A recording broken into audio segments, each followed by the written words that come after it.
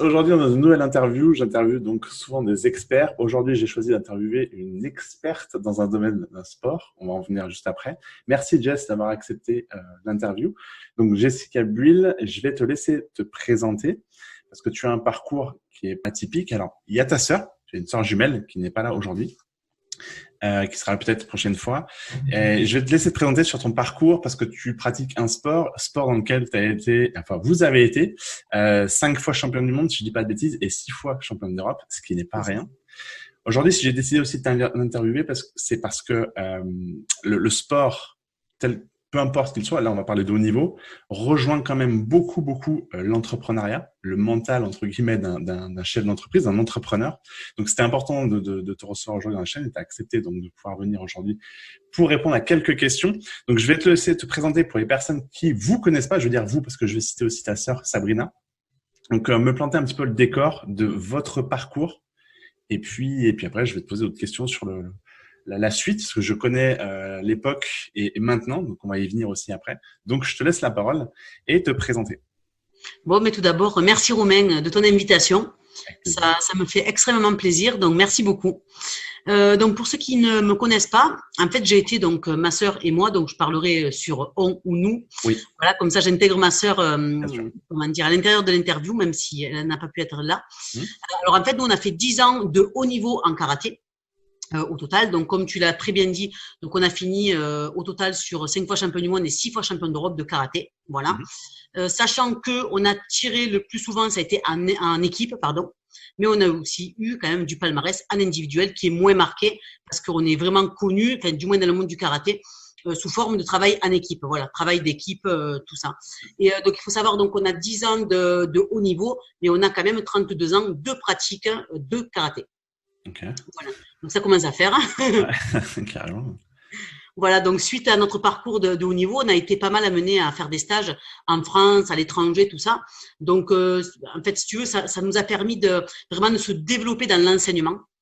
Suite à ça, donc nous avons monté chacune nos clubs respectifs en parallèle. Et voilà. Et puis donc du coup, on s'est décidé de se lancer sur Internet. Mais ça, je te laisserai finir tes questions de l'interview. Voilà. Il n'y a pas de souci. Concrètement, vous avez commencé le karaté à quel âge? Alors, on a commencé à 6 ans et demi, 7 ans.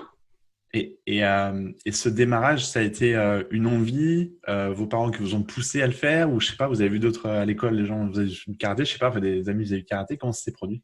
Alors, en fait, de ma famille, personne ne fait du karaté. Okay. C'est tout simplement ma mère qui voulait absolument qu'on fasse un sport de combat pour que ses fifis puissent se défendre. C'est marrant ça, ok. De base, ouais. Mais il faut savoir que mon père était très très sportif. Il avait vraiment le sport dans l'âme.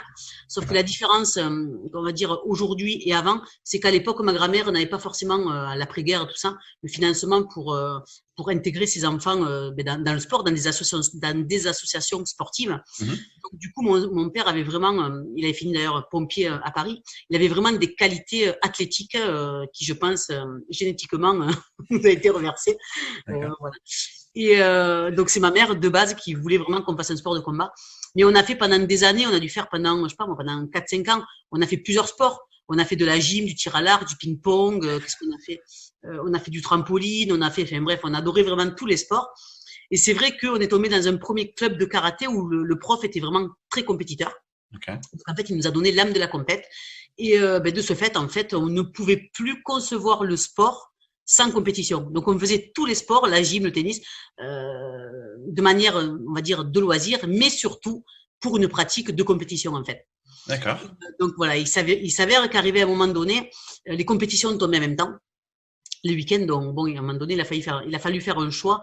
Donc du coup, voilà, on est resté sur le karaté, mais on aurait pu très bien partir sur le tennis. On était bien classés aussi en tennis.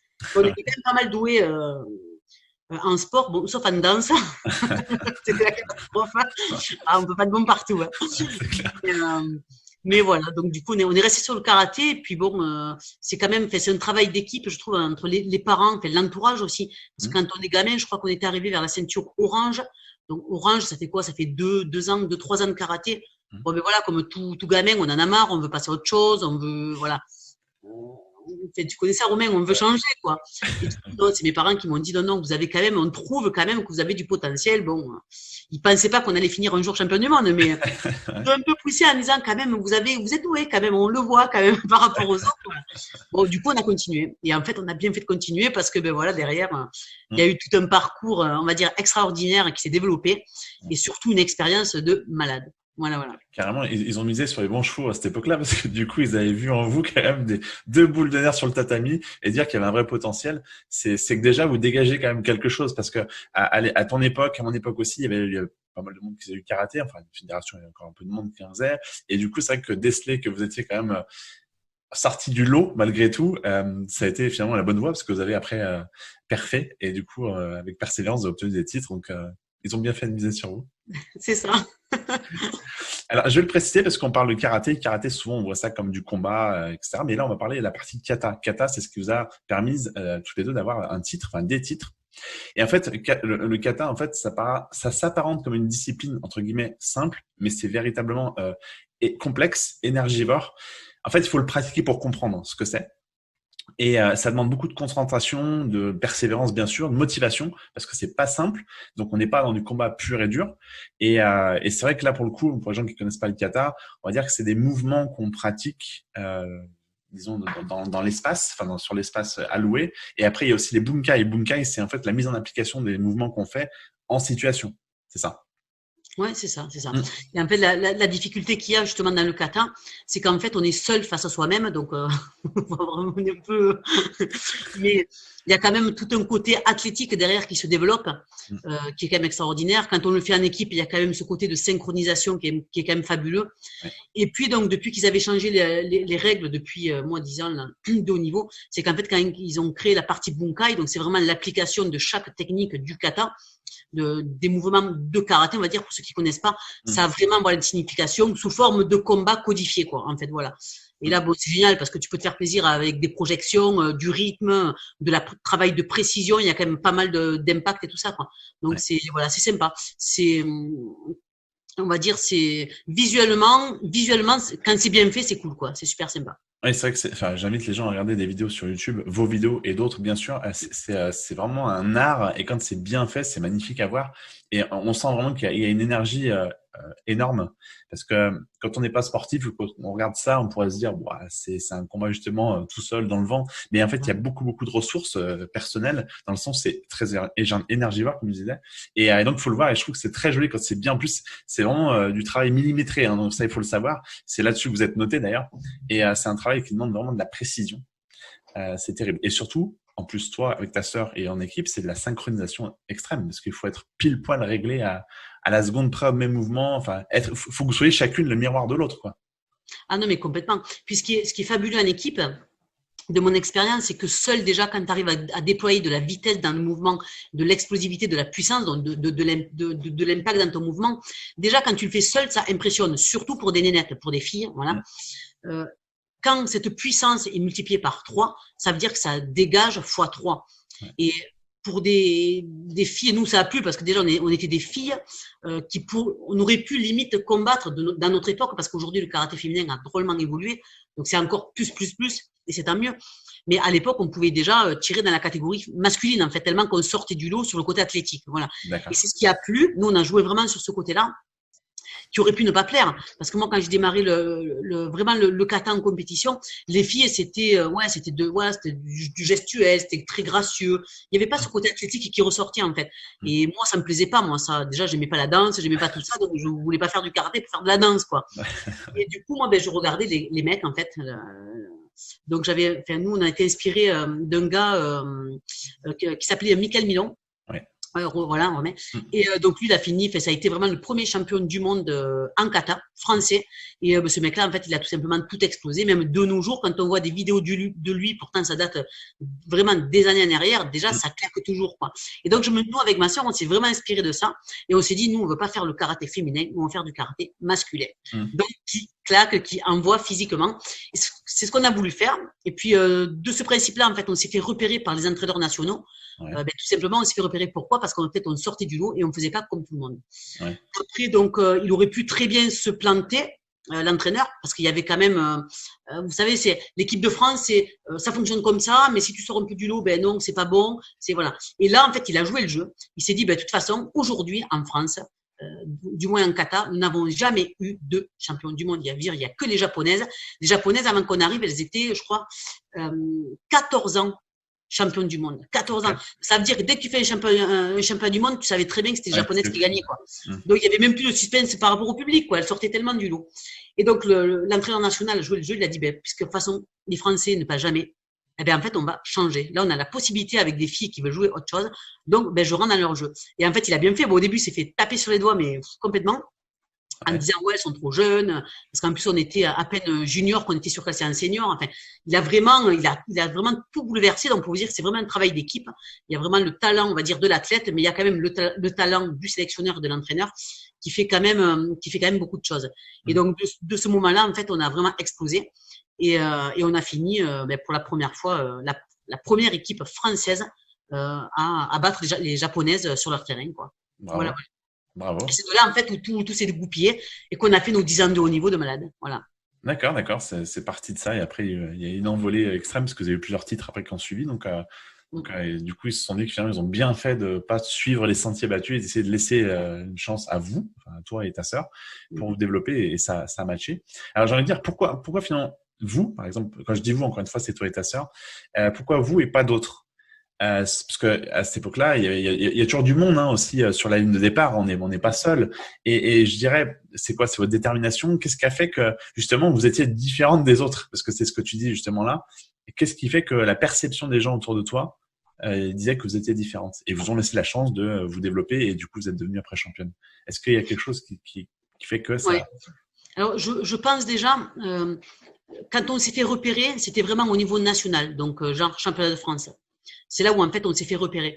Et en fait, on passait quasiment jamais sur les podiums.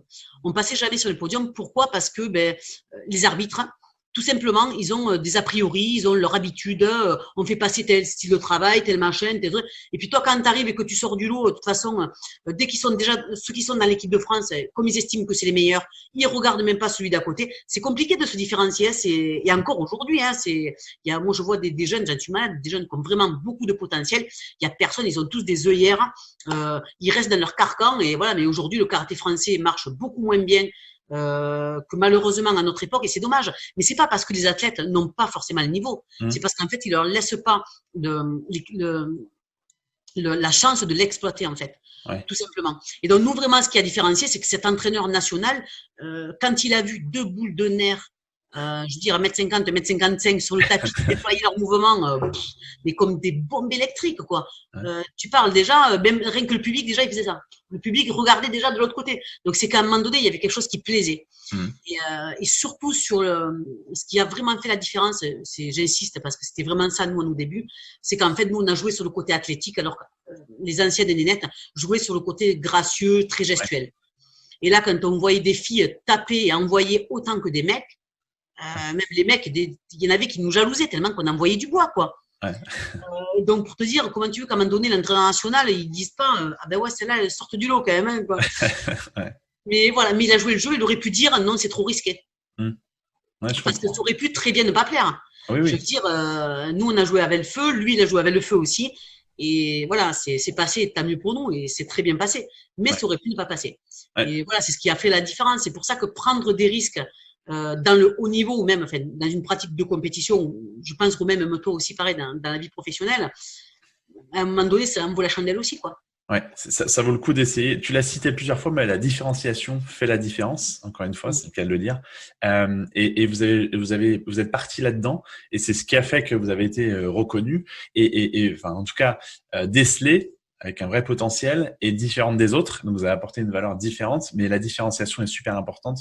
Finalement, je me rends compte que sportif, entrepreneur, il y a beaucoup de points communs. Et la différenciation, aujourd'hui, ça paye forcément. Et pour toi et pour vous, ça a payé. Donc, ça valait le coup d'avoir essayé. Après, comme tu le dis, on sait jamais. Ils ont misé sur vous, mais ils ont vu qu'il y avait un vrai potentiel parce que vous étiez différentes.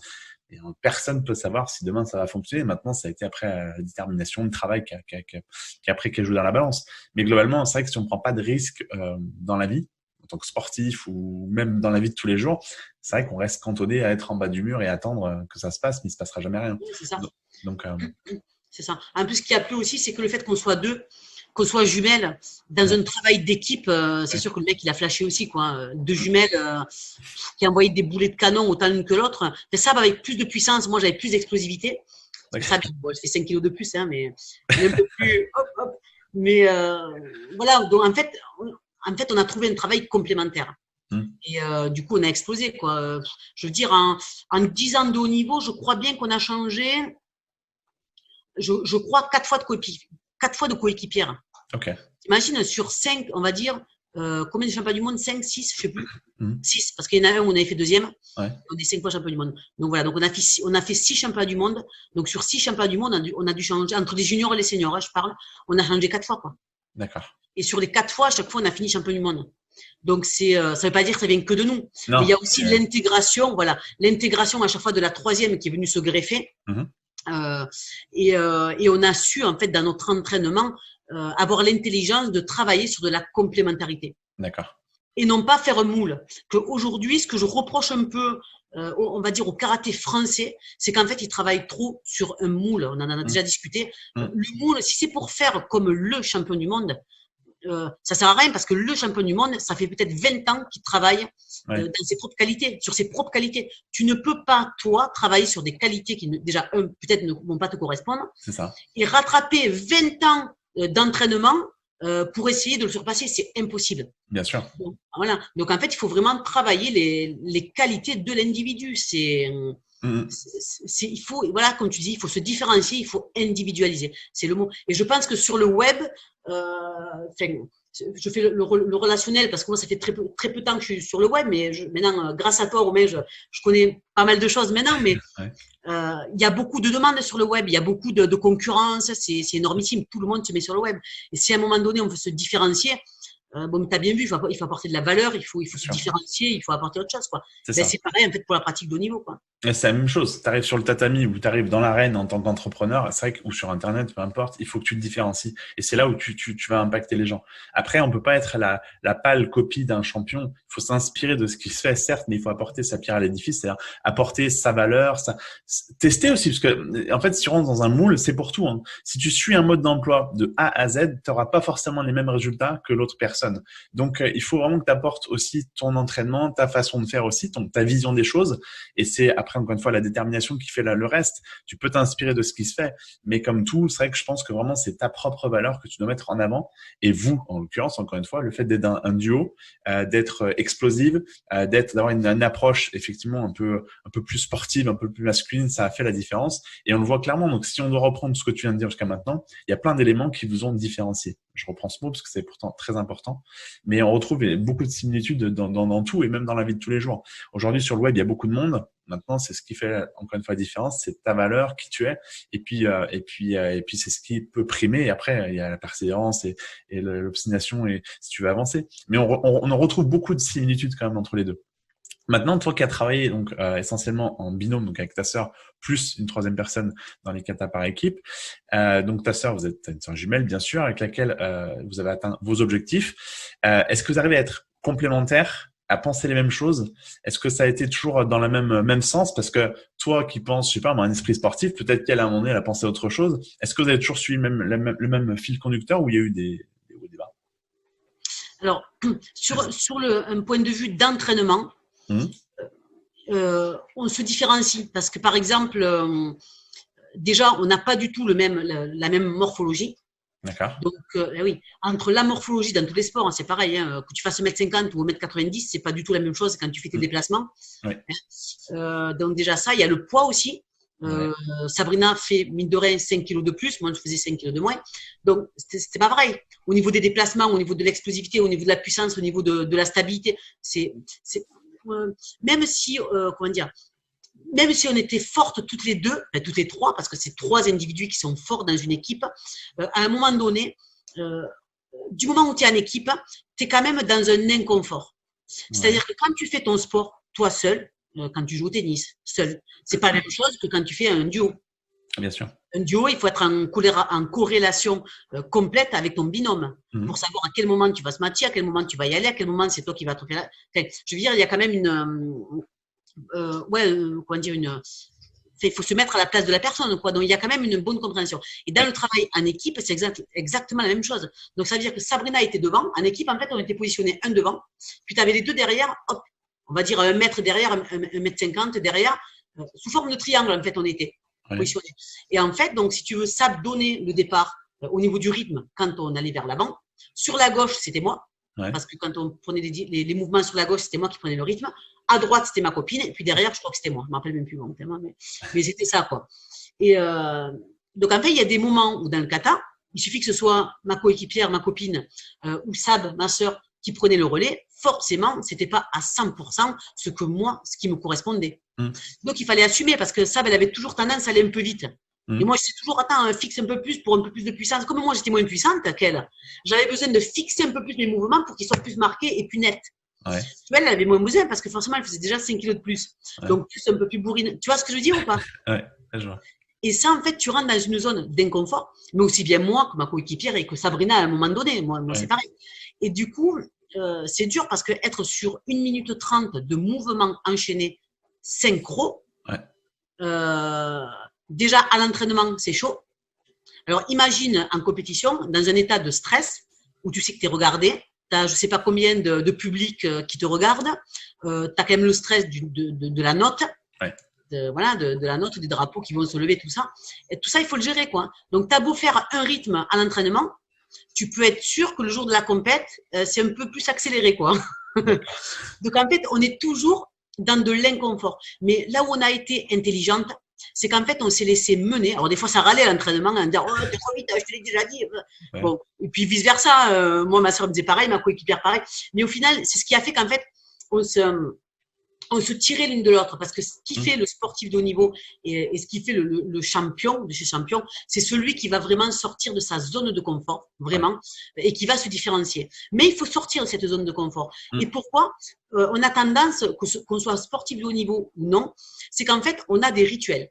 Et c'est important des rituels, que ce soit, je pense, dans le boulot, tout ça, quand tu te lèves le matin, te dire, je vais faire telle tâche. Surtout, je pense, toi, Romain, quand tu bosses sur Internet et tout ça, je veux dire, tu es chez toi. Je fais vite le parallèle parce que moi, aujourd'hui, je suis confrontée à ça. Mais chez toi, tu n'as pas de patron qui dit tu te lèves, tu vas travailler de 8h à 17h. Si tu as envie de te lever à 10h, tu te lèves à 10h. Si tu as envie de prendre 3 heures pour manger un McDo avec ton pote et machin, eh ben, tu peux y aller. Sauf que derrière, ben, le travail, il n'a pas été fait.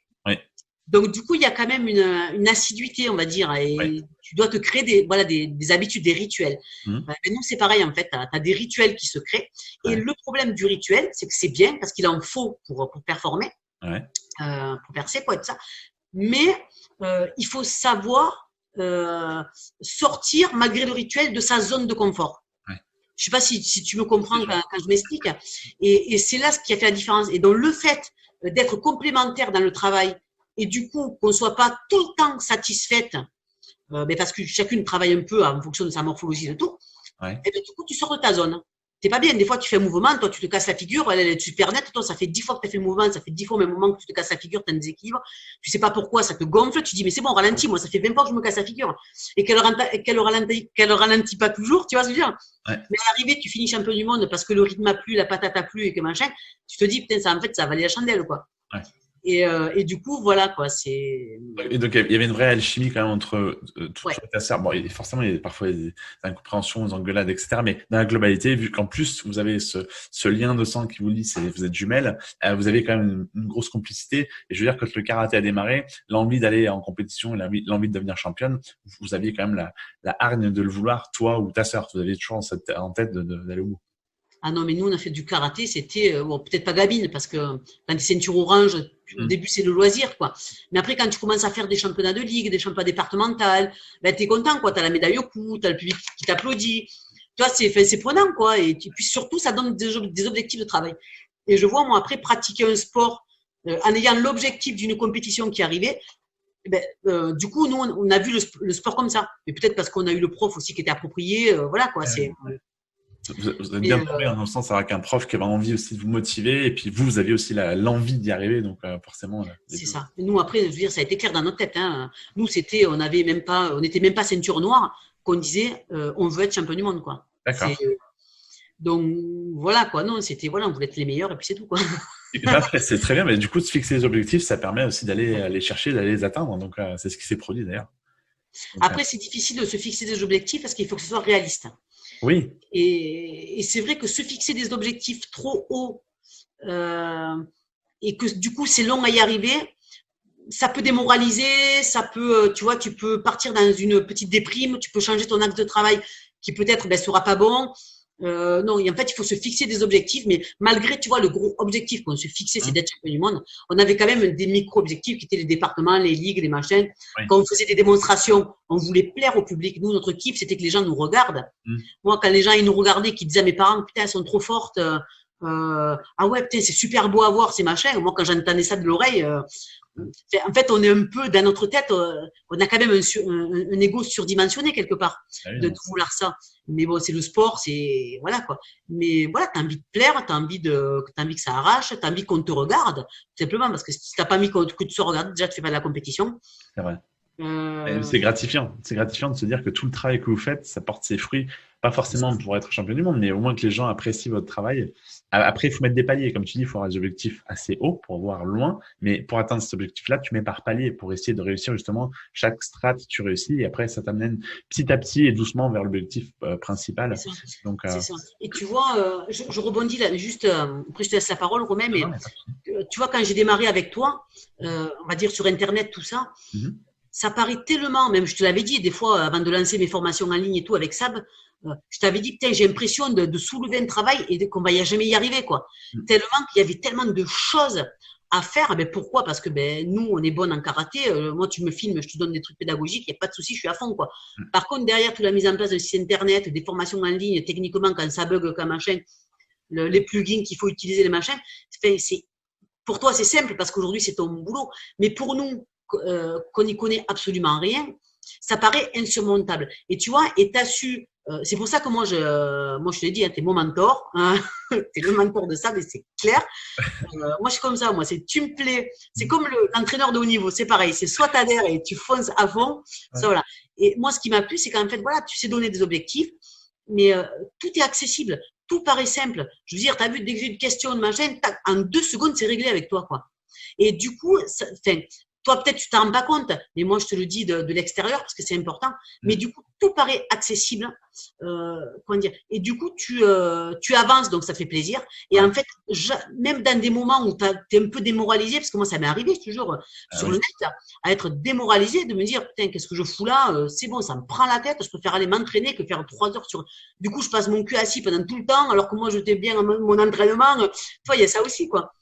Et derrière, ben, tu as su me donner, tu vois, des micro-objectifs et, me montrer que tout était accessible. Ouais, mais Et dans tu le vois, sport de haut niveau, ben, en fait, c'est pareil. C'est pareil sur tous ces échelons, quoi. ouais, c'est ça, mais en fait, de ce que tu dis, c'est bien, le parallèle est bon parce que moi, j'ai pu voir ton évolution et en fait, à chaque fois, même si parfois les objectifs peuvent paraître ou les choses à faire paraissent énormes et compliquées, tu as su quand même aller au bout des choses et les faire. Et donc, on ressentait quand même ton passé de sportive. On sent vraiment la différence parce que tu as mis en application, tu as testé, tu as fait quelques heures, mais c'est pas grave, tu as repris, tu as été jusqu'au bout. Pourtant, tu as mis beaucoup de choses en place, c'était beaucoup de gros travaux, mais tu l'as fait. Donc, c'est vrai que dans le job donc sur Internet, vu qu'après on va en parler, vous avez digitalisé votre offre, tu as su quand même reproduire finalement ton schéma de sportif de haut niveau avec la persévérance et la reproduire sur Internet. Donc, ça moi, je l'ai remarqué vraiment. Et ce qui fait qu'aujourd'hui, tu as pu on va y venir juste après, vous avez pu bâtir quelque chose sur Internet et mettre en place votre site, etc. Donc, se mettre à l'air du temps, il faut le dire. Donc ça se ressent vraiment, le côté voilà sportif se ressent sur Internet. Je vais faire un dernier parallèle sur le karaté, puisque je t'interviewe aujourd'hui parce que le côté sportif rejoint le côté entrepreneur. Et moi, après, je vais ajouter ma pierre à l'édifice, mais j'ai eu fait du karaté, donc je connais le sport que tu pratiques. Aujourd'hui, comment tu vois le karaté d'aujourd'hui, ce que tu peux voir enseigner encore, et le karaté de ton époque? Alors, quand je dis ton époque, c'était pas il y a pas 50 ans, mais c'était à 10, 15, 20 ans. Est-ce que tu vois des différences? Comment tu perçois finalement les choses aujourd'hui, toi, avec ton œil d'ancienne athlète de haut niveau? Alors, il y a l'aspect soit loisir, enfin club, parce qu'avant d'atteindre le haut niveau, tu es quand même dans des clubs, voilà. Et ensuite, tu as le haut niveau. Alors, je parle en premier du haut niveau, après je parlerai du club, parce que c'est le haut niveau où nous, on a performé. Et après, derrière, donc on s'est remis dans l'enseignement dans des clubs. Mais le haut niveau, aujourd'hui, quand je parle de l'international, ça a littéralement explosé. Mais quand je dis exploser, le niveau, il y a un niveau de malade. Après, il y a des pays phares, hein, comme le Japon, l'Italie, tout ça. Mais avant, tu vois, de mon époque, il y avait des petits pays. Allez, tu avais la Croatie, tu avais l'Afghanistan. Ouais. C'était des petits pays. Tu tombais contre ces petits pays-là, je te promets. Des fois, tu en avais, ils étaient moins bons que des gens que tu tapais en championnat départemental dans ton département, quoi. D'accord. Et pourtant, tu étais un champion du monde, pour te dire le décalage qu'il y avait entre les pays, quoi. Ouais. Donc, de nos jours, c'était plus facile. C'était plus facile dans le sens où il y avait beaucoup moins de concurrence parce que les petits pays, tu tombais sur un bon tirage au sort. Le petit pays, tu pouvais faire, tu pouvais passer sans perdre trop d'énergie, quoi, tu vois, et garder vraiment tes gros trucs, pour te différencier du champion, quoi. Donc ça. Et le karaté féminin, je te l'ai montré dernièrement, hein, tu as l'espagnol. Sandra Sanchez, pour les karatékas, c'est une nénette, excuse-moi. Moi, j'étais athlétique. Quand je la vois à elle, c'est extraordinaire. T'as à la fois la grâce, à la fois le côté athlétique, t'as à la fois la technique, la stabilité, la netteté du mouvement. Franchement, c'est top, quoi. Ça a explosé. Voilà. Et nous, ce qu'on n'a pas su faire en France, c'est qu'en fait, au début, tu avais le Japon, la France, Italie, Espagne. Voilà, c'était vraiment les pays phares que tu retrouvais sur les podiums des championnats du monde. Aujourd'hui, tu as les petits pays, l'Afghanistan, le machin, le truc, la Croatie, tu as les Tchèques, tout le monde sort du lot. Ça veut dire que chacun des tours est une finale. Une finale. Nous, je dis que c'était plus facile il y a 10 ans en arrière. Oui, c'était plus facile, mais c'était plus dur parce qu'on n'avait pas la voie ouverte chez les féminines. On ne savait pas qu'est-ce qui allait marcher. C'était pour ça où c'était dur dans ce sens-là. Quelque part, nous, on a ouvert la porte, on va dire, de ce qui fonctionnait. Et après, derrière, les gens se sont développés, en fait. Mais ça a explosé. Moi, de voir ça, c'est transcendant, quoi. Des fois, ça me donne envie de m'y remettre. Je m'y remettrai jamais parce que c'est impossible. Tu donnes dans ta vie qu'une fois. Ouais. Donner comme on a donné. Après, oui, tu peux faire du sport du niveau, mais on va dire, t'es pas à 20 000 volts et à 200%. Tu peux durer dans le temps. Moi, je vois, on a fait que 10 ans de haut niveau. Il y en a qui ont fait 15 ans de haut niveau. Ouais. Moi, j'en ai fait que 10. Après, j'avais arrêté parce que ma soeur a eu des soucis de santé. Puis bon, on était déjà 5 fois champion du monde et moi, je voulais qu'on arrête en même temps que ma soeur et puis c'était comme ça. Ouais. Puis, prouver pour prouver, c'était fini, quoi. C'est bon, on avait donné. Ouais. Mais 10 ans déjà de donner ta vie qu'à ça, c'est tu te lèves le matin, tu penses à ton entraînement. Tu manges le midi, tu penses à ton entraînement. Tu fais la sieste, quand tu te réveilles, tu penses à l'entraînement. Je veux dire, c'est que ça. Tu donnes ta vie pour ça, quoi. C'est pour ça que nous, ça a marché. Mais tu as des champions aujourd'hui qui font pas forcément. Donc, eux, ils vont peut-être durer un peu plus de temps s'il n'y a pas de concurrence. S'il y a de la concurrence, bon, eux, ils seront dans les oubliettes et puis les meilleurs passeront. Mais voilà, voilà. Donc, sur le haut niveau, ça a vraiment explosé. Un truc de fou, ils sont professionnalisés. Tu vois les entraînements qu'ils font aujourd'hui, c'est rien à voir. Voilà. Après, côté club, ce que je vois moi déjà, parce que ça fait quoi? Ça doit faire 12 ans que j'enseigne dans des clubs. Ouais. Donc, du coup, après ma carrière, donc ça fait 10-12 ans, quoi, entre 10 et 12 ans. On ne peut pas comparer surtout l'enseignement au niveau des enfants. Comment dire? Les enfants aujourd'hui, il faut vite passer. Le fait de répéter le mouvement sans arrêt, de chercher le perfectionnement, le machin, non. Là, aujourd'hui, tu en as quelques-uns qui vont sortir du lot parce qu'ils auront le potentiel de le faire, ils auront l'envie, ils auront tout ça.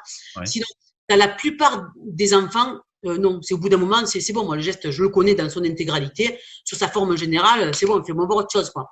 Tu vois, mais c'est les mentalités d'aujourd'hui, les mentalités qui évoluent. Ça ne veut pas dire que ça ne va pas forcément dans le bon sens. Ouais. Mais voilà, il y a chaque période qu'il faut respecter.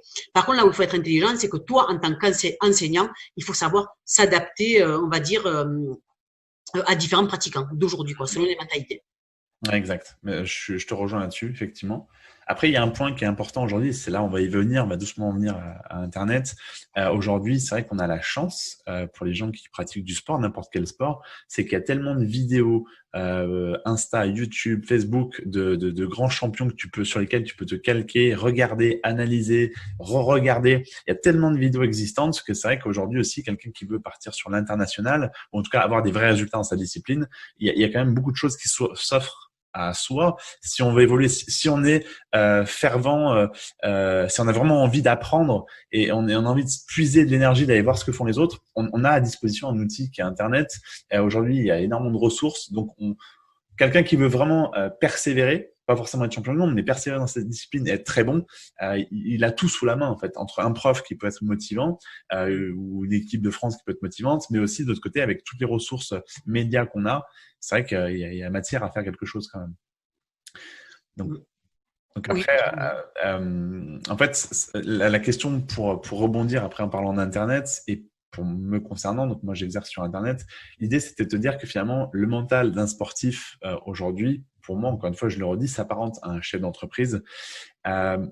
Toi qui n'étais pas chef d'entreprise, enfin, qui n'avait pas lancé ce que tu as lancé aujourd'hui, ce que vous avez lancé aujourd'hui, qu'est-ce que tu penses de ça, toi qui t'es récemment lancé sur Internet, donc qui connais un nouveau monde, si tu veux, à ton activité, à ta façon de voir les choses, parce que tu prends des décisions avec ta sœur comme chef d'entreprise pour gérer votre image de marque et votre site.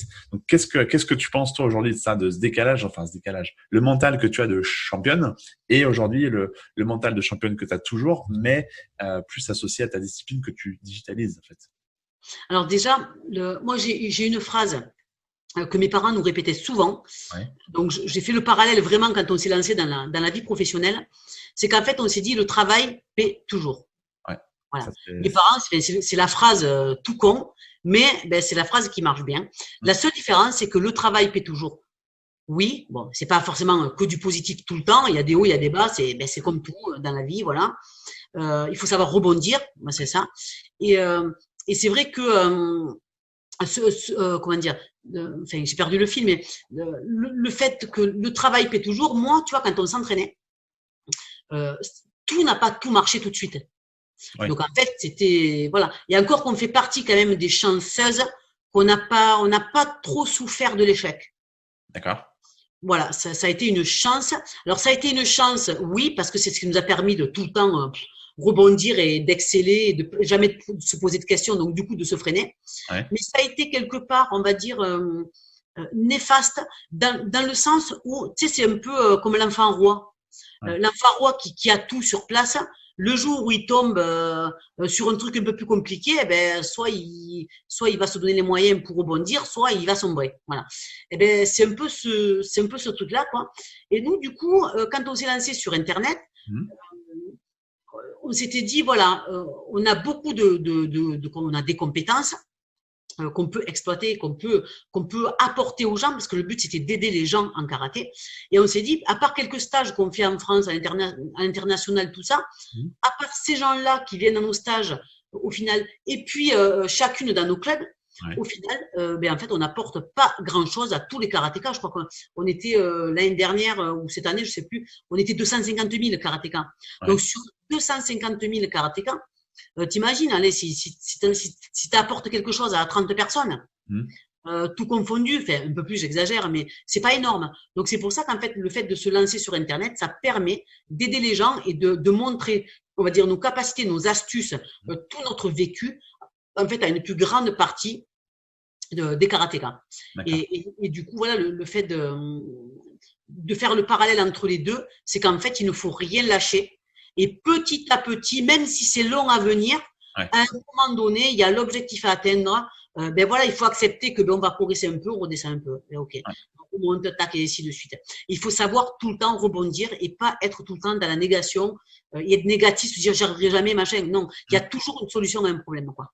Et puis, finalement, le fil conducteur que tu entreprennes, donc tu fasses du sport, bien sûr en sport où tu veux aller, hein, mais est quasiment le même. Si tu t'objectives en sport d'aller loin, d'obtenir des résultats, de réussir, ne serait-ce que juste avoir ta ceinture noire, par exemple, au karaté, ou d'être champion de ligue ou champion de France ou ce que tu veux, le fil conducteur, finalement, la détermination sera la même qu'un chef d'entreprise. Parce qu'aujourd'hui, vous êtes lancé sur Internet, alors que vous n'étiez pas très aguerri là-dessus il y a quelques mois en arrière encore. Et vous l'avez fait. Pourtant, ça paraissait peut-être une montagne dès le départ, mais vous l'avez quand même fait. Donc, on va dire, le chantier vous a pas fait peur. Et puis aujourd'hui, on est en 2020, au moment où on fait l'interview. On va arriver en 2021. Le digital, c'est dans l'air du temps. Malheureusement, heureusement, je ne sais pas, encore plus avec la crise sanitaire. Ça a changé les mœurs, ça a changé la façon de voir, de faire de beaucoup d'entrepreneurs.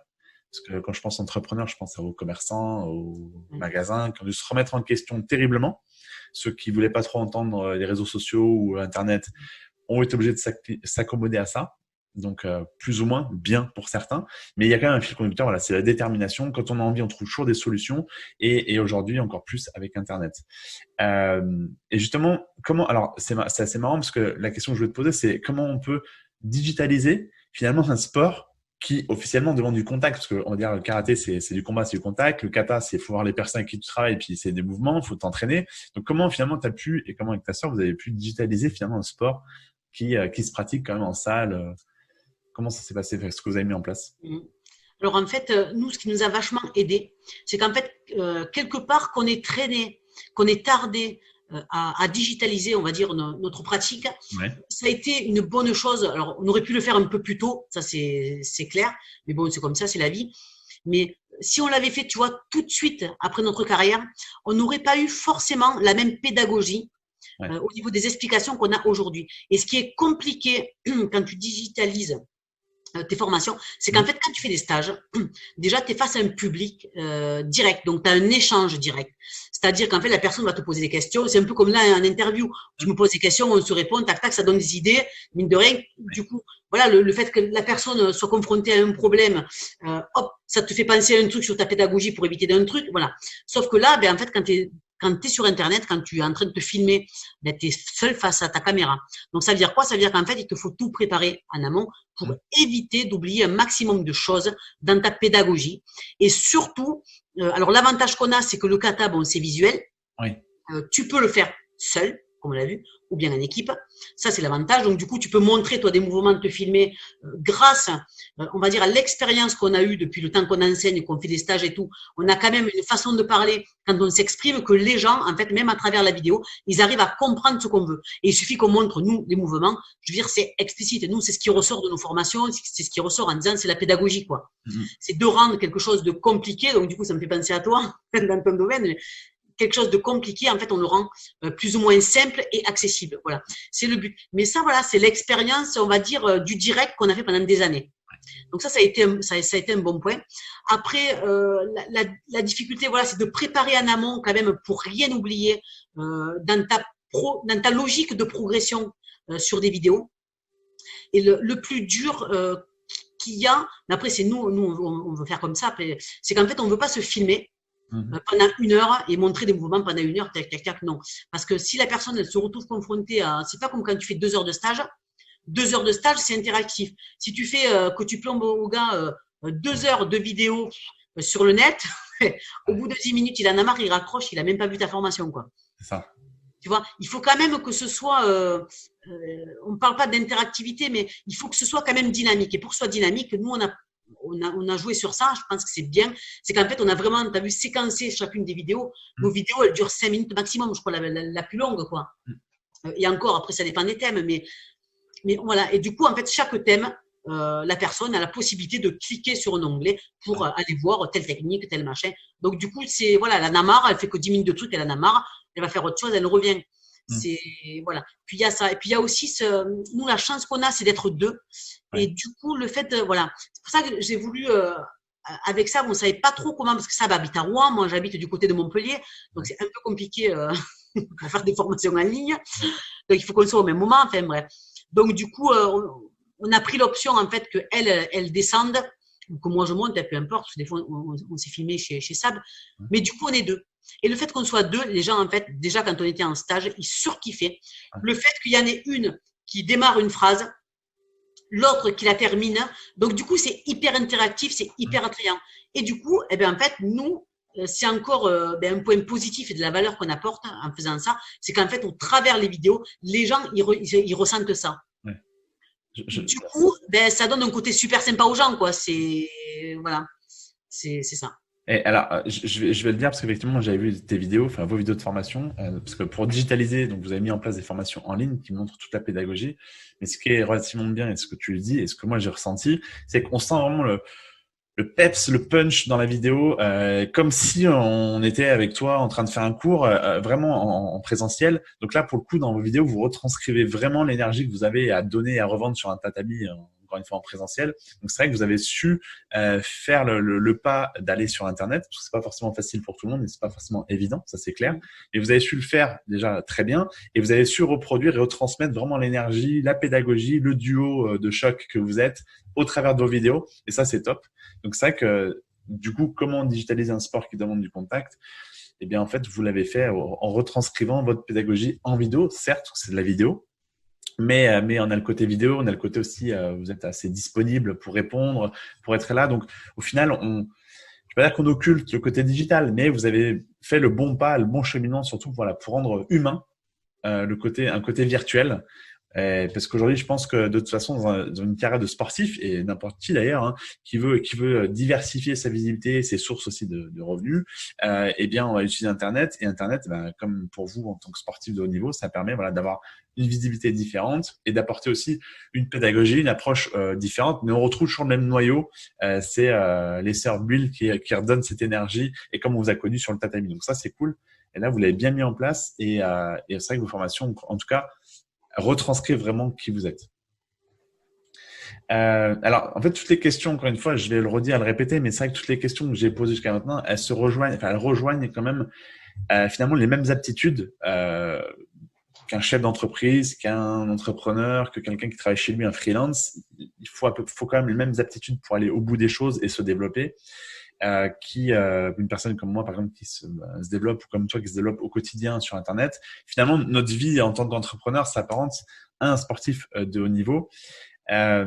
Juste pour dire que dans ce que tu as fait, ce que tu as mis en place avec ta sœur, la carrière d'un sportif, c'est finalement jamais vraiment terminé. En plus, on le voit, hein, tous les sportifs qu'on peut voir, c'est une carrière de haut niveau sous les projecteurs pendant X années.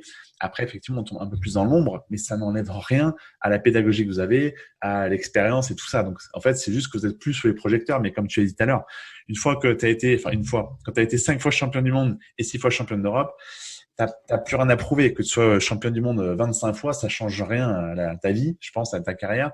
Tu as obtenu le Saint Graal, vous avez obtenu le Saint Graal, donc je pense qu'à un moment donné, il faut savoir passer à autre chose, mais ça enlève en rien à votre pédagogie.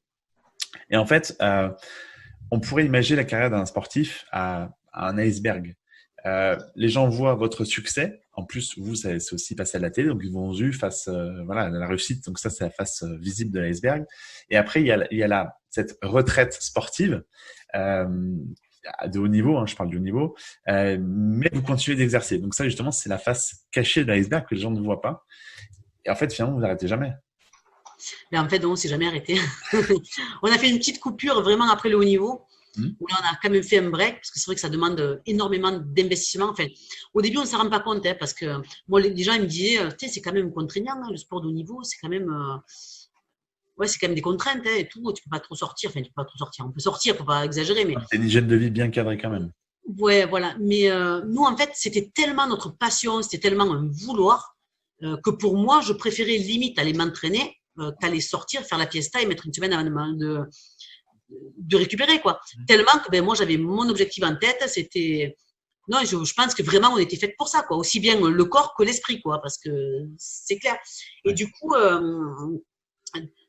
Non, c'était un vouloir, quoi. C'était un vouloir. Non, c'était vraiment un vouloir, quoi. Et du coup, le fait de jamais s'arrêter, on a fait un petit break.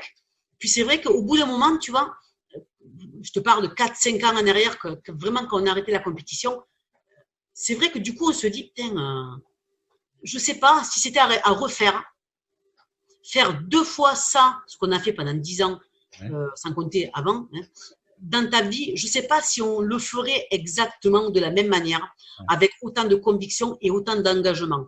Parce que je pense que tu donnes une fois, vraiment une fois comme ça dans ta vie, de là le faire 2 fois, je pense que tu vois, c'est ceux qui se remettent à la compète et tout, tu es dedans, hein. mais je pense que tu es quand même beaucoup moins dedans que quand tu t'es vraiment épanoui et quand tu t'es exploité la première fois, quoi. Tu vois ce que je veux dire? Ouais, je pense aussi. Après, on va dire qu'il y a, là, aujourd'hui, on pourrait apparenter cette deuxième fois comme une deuxième vie sur Internet, par exemple, pour digitaliser encore le côté pédagogique, etc. Mais on n'est plus dans le même moule, dans le sens, on n'est plus dans l'objectif de devoir vraiment aller atteindre l'objectif, c'est d'être championne, de vraiment tout briser pour aller jusqu'au bout. Là, on n'est plus dans le même objectif. On a un objectif de sportif, de mental d'acier, on y va, mais c'est plus tout à fait les mêmes choses, même chemin à prendre. Et reprendre le même chemin que vous aviez fait il y a 10 ans en arrière avec un entraînement très drastique, ça demande une hygiène de vie bien stricte et bien sérieuse, parce que la preuve, le travail a fini par payer. Aujourd'hui, c'est vrai que j'imagine. Enfin, puis en plus, on mûrit, on a l'âge, on voit la vie défiler aussi, on construit sa vie aussi différemment. Donc forcément, on réagit plus de la même manière quand on a 20 ans, 30 ans, 40 ans, 50 ans. Forcément, on n'a plus les mêmes objectifs, les mêmes envies aussi dans la vie.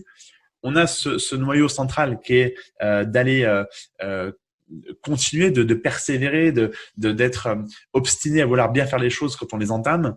Mais je pense qu'effectivement, il y a tellement de facteurs qui rentrent en compte qu'on change notre vision des choses. Mais on garde quand même un mental. Je pense que le mental, c'est gravé au fer rouge.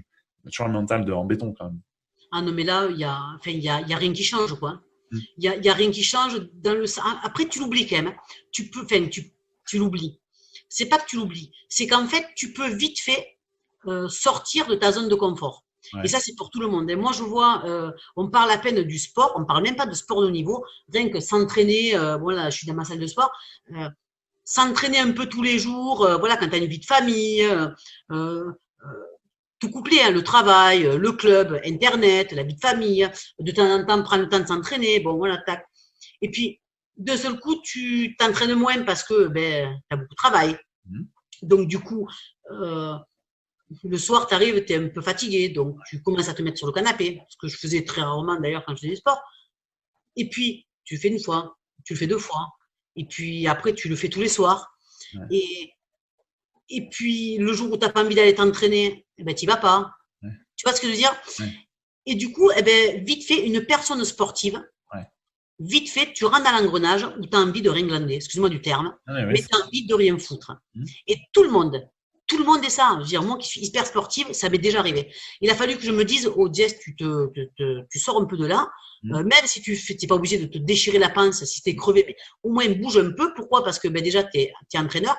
Donc, si l'entraîneur, déjà, il fait pas à peine ce que tu demandes à tes athlètes, enfin, il n'y a pas lieu à être entraîneur, quoi. Tu vois, voilà, quoi. C'est comme toi qui fais des formations en ligne, tu m'entraînes, tu fais plus d'internet, quoi. Tu fais plus de web, quoi. Tu vois, c'est un peu pareil. Ouais. Et du coup, tu vois, c'est vite fait de tomber dans cet engrenage-là. Ouais. Donc, c'est, voilà, se refixer des objectifs qui soient accessibles. Et de toute façon, voilà, ces objectifs-là, je pense qu'ils sont tout le temps. Ouais, c'est vrai. Après, c'est vrai que t'as vite fait, si ton mental ne suit plus, t'as vite fait de relâcher, décompresser, mais tellement décompresser après ta carrière que tu te laisses aller. Et là, du coup, tu peux partir dans un chemin qui te ressemble plus du tout et effectivement, te perdre. Alors, je vais le placer parce que je voulais le placer, mais comme tu sais, j'aime beaucoup Christophe Pinat et ça a eu et c'est toujours mon idole dans le karaté sport combat. Et c'est vrai que il a évolué. Je me rappelle, j'en avais parlé avec lui à une époque dans un stage. Et c'est vrai qu'on disait qu'effectivement, il faut être passionné. Mais après, à un moment donné, quand tu arrêtes le karaté, tu fais des bonnes bouffes chez des potes, tu vas à sort, tu fais des trucs, etc. Si tu te laisses aller, effectivement, tu vas avoir du mal après à reprendre et devenir après entraîneur ou t'objectiver dans ton karaté. Ça va être compliqué parce que tu auras pris peut-être 10, 20, 30, 40 kilos. J'ai rien contre, mais pour faire du sport, ça va être compliqué. Donc, ton hygiène de vie va beaucoup jouer. Donc, c'est le mental. Et là, quand je vois aujourd'hui, il se fixe encore des objectifs à plus de 50 ans. Je trouve ça génial. Mais lui, comme toi, vous avez gardé un mental de sportif et vous êtes resté. Alors oui, on peut se faire des petits plaisirs. Je suis pas en train de dire de bannir sa vie et de rien faire. Mais il faut garder ce chemin de vie qu'effectivement, il faut se bouger en tant que sportif et garder cette hygiène pour pouvoir continuer après à avoir peut-être plus ou moins des objectifs dans la vie. Ça peut être des petits trucs, mais au moins réussir. Et donc, voilà, quand je vois lui, quand je vois toi, c'est vrai que je me dis, effectivement, il faut pas sortir de ce truc. Tu peux un petit peu te reposer sur tes lauriers, mais pas trop non plus. Parce que comme un entrepreneur, si tu commences à faire ça, t'es cuit. Enfin, en tout cas, à moins que ton business tourne tout seul, mais c'est très rare. Forcément, tôt ou tard, il y aura un loup. Et en sport, c'est pareil. Ouais, c'est exactement pareil. C'est tout à fait ça. C'est vrai. Et combien, alors, c'est un peu comme les chanteurs ou même les sportifs qui ont mal fini. parce qu'à un moment, ils ont pris un chemin de vie, ils se sont totalement peut-être laissés aller, le mental n'était plus, le moral n'était plus là, les gens sur qui ils pouvaient compter n'étaient plus là, et du coup, tu te raccroches à rien du tout, tu sombres, et du coup, ta carrière elle se termine un peu en autre boudin, parce que finalement, tu n'étais plus le sportif adulé qu'on a connu, parce que tu es devenu pas un déchet, mais en tout cas, tu as bien changé, et du coup, tu n'as plus ce punch et cette envie, parce que tu t'es laissé un peu abattre par les choses de la vie, et t'as pas surmonté quand il fallait. Donc c'est vrai qu'il faut garder ce moral, ce mental d'acier jusqu'au bout pour rien lâcher en fait, j'ai envie de dire. Donc Puis c'est compliqué, hein, parce que quand tu es sportif de haut niveau, comme tu disais, tu es adulé, tout le monde voit que par toi, puis tu es coucouné, quoi. Tu es dans l'équipe de France, dès que tu un peu mal à l'épaule, tu y vas, tu veux te faire masser, tu vas te faire masser. Je veux dire, tu es quand même dans un cocooning, quoi, tu vois. C'est, voilà, ben, quand tu sors de là, en fait, ben, qu'est-ce qui se passe? Il y a deux solutions. C'est, tu passes, ben, déjà, tu as beaucoup moins d'objectifs, parce que ben, il faut tout recadrer. Il te faut vraiment te refixer d'autres objectifs parce que du coup, les objectifs sont plus du tout les mêmes. Tu peux pas rester de façon performant jusqu'à 55 balais, tu peux pas être autant pointilleux dans ta pratique jusqu'à 70 ans, tu peux pas. Enfin, si, tu peux le faire, mais en travaillant de manière différente, tu vois. Et du coup, ben, le sportif de haut niveau, qu'est-ce qui se passe? C'est qu'il passe d'un emploi du temps surchargé. Parce qu'à un moment donné, tu es surchargé, tu n'as même pas le temps de voir venir, tu n'as pas le temps de t'ennuyer, c'est clair. Du coup, ben, d'un seul coup, boum. Et si tu n'as rien, pour te fixer des objectifs, pour te bouger, pour faire quelque chose, bon, nous, du coup, on s'est bougé sur le côté professionnel. On s'est dit, bon, mais voilà, on va se développer sur ça. Mais si tu fais pas ça, mais tu sombres vite. Mais limite, tu en as plein qui sombrent dans la dépression. Ben ouais, parce qu'en plus, du coup, ben là, tu n'as plus personne pour t'aider. Parce qu'une fois que tu sors du contexte France, plus personne en a rien à taper. Plus personne, comme il s'appelle, on voit dans le patinage, là, Philippe Candeloro, un super mec, beaucoup de potentiel, il a demandé à être entraîneur, il s'est fait jarcler, bim. Il a su rebondir, mais un mec comme ça, il aurait pu très bien sombrer. C'est vrai. C'est pareil pour le karaté. Nous, on avait fait notre demande, tout ça, on n'a été jamais accepté en entraîneur national. On aurait pu sombrer. Du jour au lendemain, tu t'imagines, t'es adulé. Tout le monde te dit, ouais, t'es trop forte. On voit que par nous, on était les piliers de l'équipe de France. C'était même pas le sportif de haut niveau, c'était les piliers de l'équipe de France. D'un seul coup, tu passes du pilier à d'un seul coup.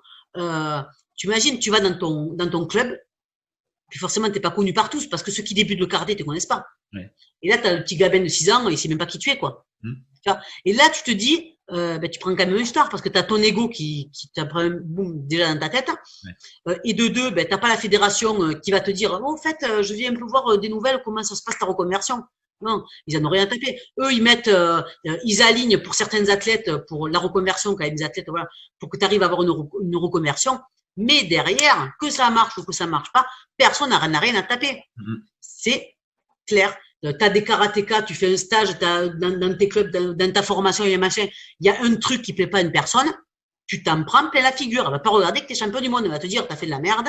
Ton travail il me plaît pas, je suis déçu, le club là, il suffit que le mec il soit levé du mauvais pied, il est crevé et puis machin, ben, t'es obligé de faire du social.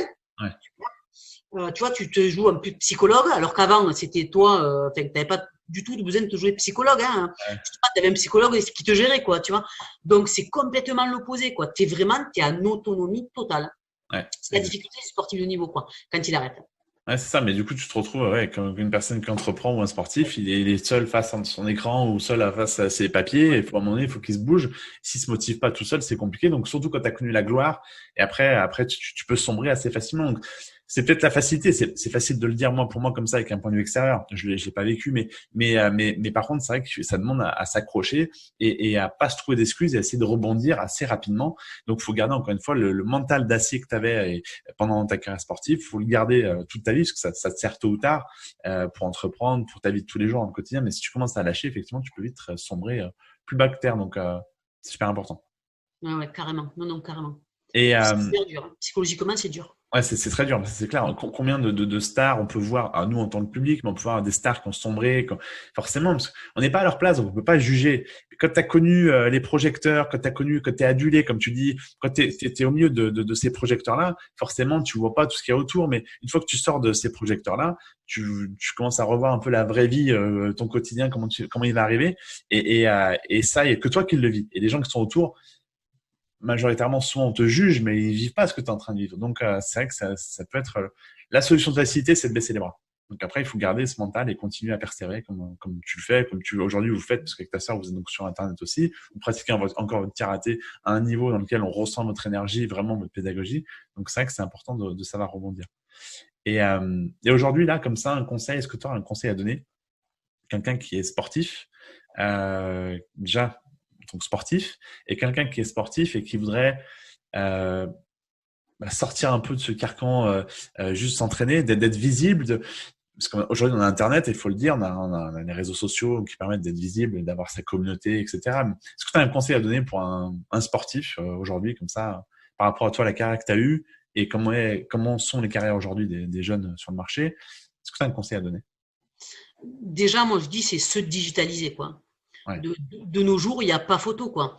Si de nos jours, t'es pas sur Internet, t'es pas sur les réseaux sociaux, t'es dans les oubliettes. Moi, je vois, ça fait 10 ans, ouais, on a arrêté en 2008, voilà. Allez, ça fait un peu plus de 10 ans qu'on a arrêté le haut niveau. Et encore, on parle quand même de nous, parce qu'on s'est remis sur le net, t'as vu, on s'est relancé. Alors qu'il y a quoi, il y a 3 ans en arrière, même, allez, on va dire il y a 1 an, on était beaucoup, ça après, on a eu des enfants et tout, on a fait une petite parenthèse aussi. Ouais. Mais, t'es vite dans les oubliettes, hein. Ouais. Tu n'existes plus. Ouais. Donc, si tu veux continuer à exister, à montrer ton savoir-faire ou même tout simplement exister à travers le monde, moi je dis c'est Internet, quoi. Alors je dis pas forcément d'être que des influenceurs, tu vois, c'est pas ça, mais montrer ce que tu fais. Ouais, voilà. Enfin, nous on a développé aujourd'hui notre chaîne YouTube, mais pour une autre personne ça peut être sur Instagram, ça peut être sur Facebook. Tu le vois même t'as ton propre club. Aujourd'hui, tu te mets sur les réseaux sociaux. Ouais. Si tu as un club de karaté puis t'as pas de réseaux sociaux, t'as rien compris. Ouais. C'est impossible. Ouais. La visibilité, elle est là. En fait, aujourd'hui, on a tous les médias à disposition. On a Internet qui t'offre YouTube, Instagram, Facebook, tout ce que tu veux. T'es pas obligé d'être de partout, certes, mais en tout cas, c'est la nécessité quand même d'essayer de changer ta mentalité pour ceux qui sont vraiment bridés à pas vouloir aller sur Internet et de se dire qu'aujourd'hui, c'est un levier non négligeable qui doit faire partie intégrante de ta manière de communiquer. Et on le voit encore plus avec malheureusement la pandémie qu'on est en train de vivre, qui est totalement, tout est disproportionné. Ça prend une tournure que personne n'aurait imaginé pour un virus. Bon, là n'est pas le débat, mais pour dire qu'il faut savoir rebondir à ce moment-là. Et combien moi je vois de commerces, de gens qui étaient un peu réticents à la technologie d'Internet, ce que dans les médias je peux comprendre, hein, mais au final il faut prendre conscience que malgré tout, faut pas le voir comme un ennemi, mais plutôt comme un allié, Internet. Donc après, il faut s'en servir à sa moindre mesure. Si on n'est pas à l'aise sur les vidéos YouTube, on peut faire quelques partages sur les réseaux sociaux avec Instagram, Facebook, etc. Mais en tout cas, il faut voir plutôt Internet comme un allié pour justement rebondir et essayer justement de t'en servir comme un moyen de communication, un moyen de visibilité, parce que potentiellement, les gens qui vont aimer ce que tu fais sont forcément sur les réseaux sociaux ou sur Internet de manière générale. Après, c'est difficile parce que tu vois, tu as 2 types de personnes. Tu vois, des personnes comme moi ou comme ma sœur, on a cette difficulté, c'est que, t'imagines, on n'osait même pas dire qu'on était 5 fois champion du monde et 6 fois champion d'Europe. Tellement qu'on est trop humble, on veut pas se la péter plus haut que, voilà. Tu vois ce que je veux dire? On est trop simple. On a voulu toujours garder ce côté simpliste parce qu'on a tellement fait des stages à droite à gauche quand on était gamine qu'on s'est tellement vu des champions qui se prenaient la tête qu'on s'était dit toujours si un jour on est champion du monde, on espère qu'on se ne prendra jamais la tête, tu vois. Ouais. C'est vraiment là, c'était ça. Mais limite on est trop brave parce que aujourd'hui on n'arrive même pas. Aujourd'hui la promotion, notre image. Pour se développer, on doit se vendre. On doit parler de nous. On doit dire qu'on a été 5 fois champion du monde et 6 fois champion d'Europe. Après tout, il y a quoi? Il y a peut-être 3% de la population qui est déjà une fois champion du monde de nouveau. Mais c'est compliqué, tu vois, quand tu es un peu timide dans ce sens-là, on va dire de se développer, de parler de soi, de se vendre tout simplement. Et du coup, les réseaux sociaux, ça devient compliqué parce que tu peux te dire, ouais, mais attends, moi, je poste des photos de moi, c'est bon, attends, je vais pas poster que des photos de moi sur Facebook ou Instagram, tu vois. C'est un peu le problème qu'on a avec Sab. C'est qu'en fait, on est tellement trop discrète dans ce sens-là. Mais il faut un peu se forcer parce que derrière, après tout, si on veut parler de nous, il faut que les gens sachent ce qu'on fait réellement. Si tu te montres pas, si tu le dis pas, les gens ils peuvent pas le savoir, tu vois. C'est ça. Et après, tu as les gens, voilà, où eux, ben, tu as des gens qui n'ont jamais rien fait de leur vie et ils se disent champions olympiques. Bon, ben voilà, ça, c'est les caractères des gens qui sont différents. Mais voilà, Internet, tu vois, tu as ces deux trucs, quoi. Tu as celui qui ose pas et qu'il faut qu'il fasse le pas et bon, voilà. Et tu as celui qui ose limite de trop, mais qui n'est même pas champion. Et tu vois, et l'avantage c'est l'avantage du net pour les gens qui sont pas champions. Mais c'est un peu l'inconvénient pour ceux qui sont champions, c'est que celui qui est pas champion, mais qui arrive par le blabla, par la parole, par des photos de ouf, des machins, euh, franchement, à montrer que c'est le meilleur du monde, la personne en face, elle va croire réellement que c'est le meilleur du monde. C'est ça. Tu vois. Et toi, tu as un sacré potentiel à développer parce que toi, c'est vraiment vrai. Et tu n'arrives pas à te vendre, quoi. Tu es comme une conne d'avoir ta caméra, quoi. Ouais. Tu vois ce que je veux dire? C'est difficile, hein. C'est pas pareil, hein. Mais surtout que toi et moi, on a à peu près le même âge. On n'est pas la même génération des jeunes qui arrivent sur le marché qui sont nés avec presque un téléphone dans la bouche. Les réseaux sociaux, c'est une culture pour eux qui est ancrée. Nous, c'est peut-être différent. Il faut qu'on s'adapte aussi. Et après, effectivement, s'adapter, c'est bien. Mais du coup, il y a l'art et la manière d'être. Si toi, déjà, initialement, t'es un peu pas forcément à aimer être sous les projecteurs, à parler de toi. Effectivement, quand c'est sur Internet, d'avoir des visibilités, ça se fait. Mais il faut oser aussi partager un peu de choses pour communiquer de manière régulière, pour pas être noyé dans la masse. Et ça, c'est vrai que ça demande de sortir encore une fois de sa zone de confort. C'est ça. Dans une zone d'inconfort initialement pour t'en servir quand même comme levier de visibilité, de communication. Mais je comprends tout à fait ça. Effectivement, ça peut être un problème, mais ça se travaille. Et il faut apprendre surtout à parler des bonnes choses, aussi à accepter de partager certaines choses que tu ne disais pas dans ton quotidien, sans parler forcément d'être dans une vie perso, mais au moins montrer des entraînements, des choses comme ça. Mais ça passe par là, effectivement, la communication, la régularité, et puis se servir des réseaux, alors pas tous, mais des réseaux à disposition pour que les gens pensent à vous quand on parle de karaté, de kata, etc. C'est un moyen aujourd'hui de revenir, entre guillemets, un petit peu sur le devant de la scène virtuelle, mais sur Internet. Donc c'est vrai que c'est un vecteur à ne pas négliger. Non, mais là, il n'y a pas photo, hein. Il n'y a pas photo. Moi, je vois entre 10 ans, parce que c'est vrai que Sab, elle est un peu comme moi. Sab, elle, Internet, ça la gonfle. Se montrer sur les réseaux sociaux, ça la gonfle. Mais je la comprends parce que moi, j'étais pareil, hein, et je le suis encore aujourd'hui, tu vois. Je mets d'autres priorités que plutôt de se flamber, mettre des photos sur Internet, tu vois. Des photos ou des vidéos, tout ça. Mais c'est important parce que Sab, elle me dit, ouais, mais attends, les gens, ils nous connaissent. S'ils ne nous connaissent pas, oui, maintenant, Sab, ça fait 10 ans qu'on a arrêté, 12 ans. Donc, ça veut dire quoi? Ça veut dire qu'en fait, on était connus, oui, on était super connus, mais les jeunes qui arrivent d'aujourd'hui, ils s'en foutent de nous. Jessica et Sabrina Bull, là, qui viennent d'avoir 40 ans et que ça fait 10 ans qu'ils ont arrêté le niveau, ils s'en battent le steak. Hein. Ouais. Eux, ce qu'ils veulent, c'est les champions d'aujourd'hui, quoi. Donc, si tu veux reprouver, parce qu'elle me dit, ouais, on n'a pas reprouvé. Eh bien, si, on a reprouvé. Pourquoi? Parce que tout le monde, déjà, ne nous connaît pas. Ouais. Tout le monde ne sait pas qui on est, qu'on a été champion du monde, et surtout la valeur qu'on peut apporter.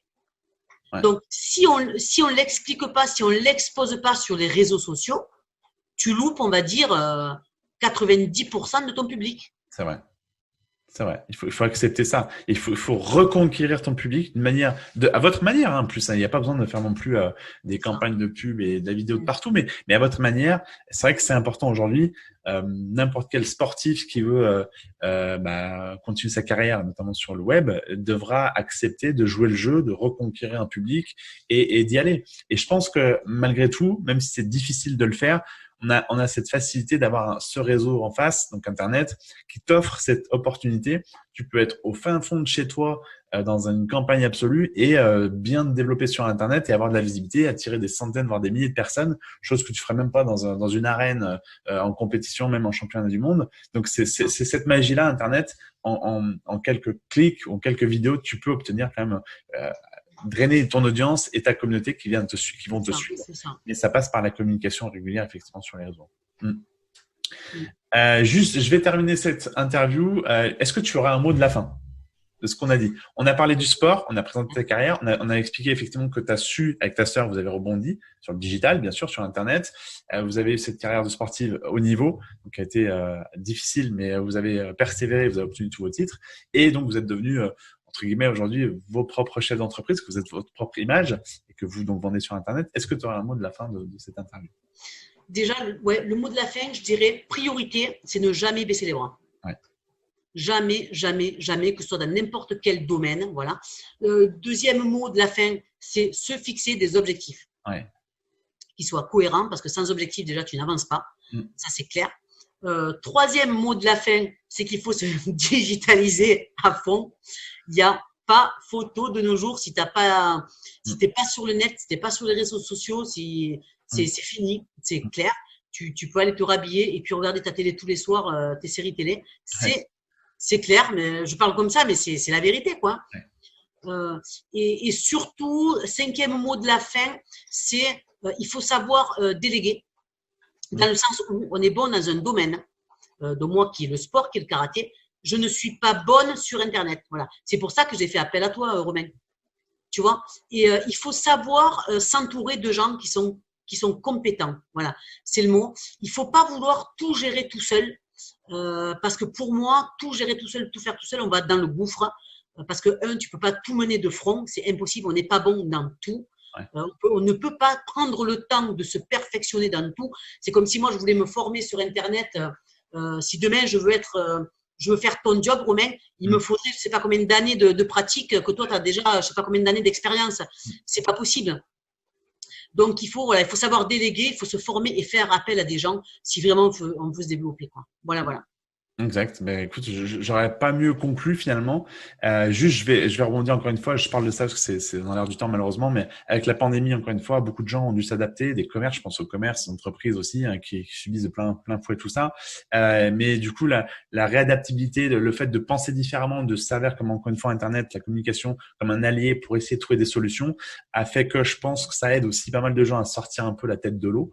Donc c'est vrai que la persévérance. Apprendre aussi à amadouer peut-être ce réseau, mais pas oublier de digitaliser, c'est le mot, on l'a dit plusieurs fois, mais digitaliser son savoir, son entreprise, parce que ça peut être un bon vecteur de communication, d'avoir des clients, etc., de faire pérenniser son entreprise. Donc encore une fois, le web s'associe et on peut voir que le web s'associe à aussi bien des champions du monde que des gens qui sont entrepreneurs. Bref, on peut trouver un terrain d'entente et c'est un moyen de communiquer aujourd'hui qui est pas négligeable et donc ça, c'est important d'y être. En tout cas, merci beaucoup. Alors, je fais une bise à Sabrina qui n'est pas là, mais je te remercie Sabrina, Jessica, pardon, d'avoir participé à cette interview. Je voulais le faire parce que je trouvais vraiment une cohérence entre l'entrepreneuriat et sportif de haut niveau. Mais même sans parler de sportif haut niveau, un sportif, s'il a un bon mental d'acier, on retrouve les mêmes caractéristiques qu'un chef d'entreprise. Donc, j'ai profité d'aujourd'hui d'interview, de poser quelques questions pour montrer aux gens que on peut être obstiné, aimer quelque chose, aller à fond, aller au bout des choses et les atteindre. Effectivement, c'est des fois des parcours parsemés d'embûches. L'échec, je pense que c'est la meilleure réussite finalement, parce qu'on apprend de l'échec à faire mieux après. Mais encore une fois, tu l'as dit plusieurs fois, pas baisser les bras, c'est important. Donc encore une fois, merci beaucoup Jessica pour cette interview. Merci à toi Romain aussi. Du coup, alors je mettrai donc les gens, pour les personnes qui veulent retrouver les liens, je mettrai en dessous de la vidéo, je mettrai le lien de ton site sur lequel il y a vraiment tout. On peut ton parcours, enfin votre parcours, vos vidéos, ta chaîne YouTube, on peut tout retrouver sur ton site et les formations. Donc je mettrai le lien en dessous pour ceux qui veulent en savoir plus. Pour les pratiquants de karaté ou ceux qui veulent découvrir le karaté, je vous invite à aller voir les katas. C'est impressionnant. Quand c'est fait à haut niveau, c'est impressionnant. Et puis, je te souhaite à toi et ta sœur une longue vie sur Internet et de continuer ce que vous faites très bien. Donc encore merci. Mais merci à toi, Romain. Je te dis à bientôt. Ouais, merci. Salut, Jess. Ciao, ciao.